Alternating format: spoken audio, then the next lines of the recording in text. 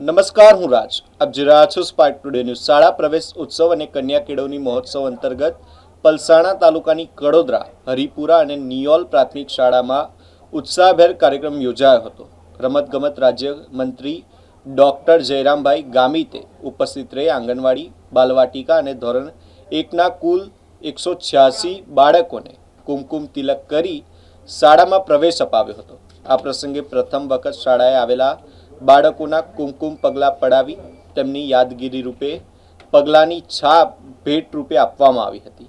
મંત્રીશ્રીએ જણાવ્યું હતું કે બાળકના જીવન ઘડતરનો પાયો શિક્ષણ છે અને સરકાર દ્વારા શિક્ષણ ક્ષેત્રે અનેક સુવિધાઓ ઉપલબ્ધ કરાવવામાં આવી રહી છે.